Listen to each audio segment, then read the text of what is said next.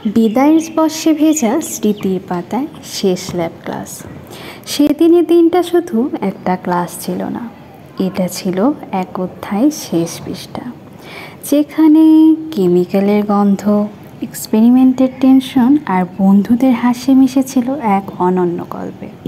প্রতিটি টেস্ট টিউবের ভিতরেই ছিল এক একটা গল্প। ল্যাব কোটে লুকিয়ে ছিল হাজারো স্মৃতি, সাফল্যের উচ্ছ্বাস, ব্যর্থতার অভিমান আর স্যার ম্যামদের ধমক গায়ে না মাখা দিনগুলোর কথা। শেষবারের মতো যখন ল্যাব কোট গায়ে চাপালাম, গ্লাভস পরলাম আর হাতে নিলাম কনিক্যাল ফ্লাক্স, যেন সময়টা আটকে গেল কিছু মুহূর্তে। কেমিস্ট্রির সূত্রগুলো যেমন নিখুঁত, তেমনি নিখুঁতভাবেই গেঁথে আছে এই ল্যাবের প্রতিটি কোণায় আমাদের স্মৃতি। বিস্ময়ের চোখে নতুন নতুন রিয়াকশন দেখা, আতঙ্কে রিপোর্ট জমা দেওয়া আর বন্ধুদের সাথে হেসে হেসে সময় পার করা, সব কিছুই আজ শুধু ফেলে আসা গল্প।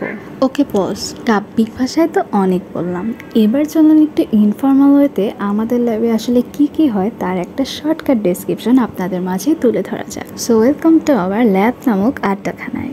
8-10টা ল্যাবের মতো আমাদের ল্যাবে যে সারাদিন শুধু এক্সপেরিমেন্ট হয় এমনটা কিন্তু একদমই নয়। বিভিন্ন ধরনের রিয়াকশন ইনভেনশনের পাশাপাশি আমাদের জেনারেল ল্যাব মেতে থাকে সবসময় হাসি ঠাট্টা তামাশায়। ক্যাম্পাস লাইফে কাটানো 6 থেকে 7 বছরের মধ্যে সব থেকে বেশি সময় আমরা কাটিয়েছি আমাদের এই ল্যাবে, আর তাই ল্যাবেই ছিল আমাদের সব থেকে বেশি আনন্দের মুহূর্তগুলো। এমন কোনো কিছুই নেই যেটা আমরা আমাদের ল্যাবে করিনি। তবে আমরা কিন্তু আবার এক্সপেরিমেন্ট বাদ দিয়ে এসব করিনি। আমাদের এক্সপেরিমেন্টের পাশাপাশি আমাদের এই আনন্দের মুহূর্তগুলো সমগতিতেই চলমান ছিল। আমাদের ল্যাব লাইফের সব থেকে বেশি যেটা চোখে পড়তো সেটা হচ্ছে এই অ্যাপ্রন পরে ছোটোবেলায় সেই ডাক্তার হওয়ার স্বপ্নটা কিছুটা সান্ত্বনা দেওয়ার টেন্ডেন্সি। আমাদের এই লিস্টে অনেকে থাকলেও আমাকেও কিন্তু অন্যতম হিসেবে ধরে নেওয়া যায়। 6টা বছরে অ্যাপ্রন পরে কত যে রংঢং করেছি তার তো কোনো সীমাই নেই। তবে শেষ কয়েকদিনের এক্সপিরিয়েন্সটা ছিল অনেক বেশি স্পেশাল, যেহেতু আমি অনেক দিন পরে টাঙ্গাইলে গিয়েছিলাম আর ল্যাবে যেতেই যখন ল্যাবের ভাইয়া আমাকে একটা ফুল দিয়ে বরণ করে নিয়েছিল, জিনিসটা কিন্তু আমার কাছে অনেক বেশি ভালো লেগেছিল। বেসিক্যালি আমাদের কেমিস্ট্রি ডিপার্টমেন্টের ল্যাবের ভাইদের সাথে আমাদের রিলেশনটা যে ঠিক কতটা ফ্রেন্ডলি সেটা কিন্তু সবাই জানে। আর সব থেকে বড় কথা, আমাদের মতো নম্র ভদ্র সভ্য ব্যাচ ডিপার্টমেন্টে আরও আছে কিনা সেটা কিন্তু খুঁজতে একটু কষ্ট হতেও পারে। সাক্ষী হিসেবে কিছু কথা আমাদের ল্যাবের জনপ্রিয় মাঝে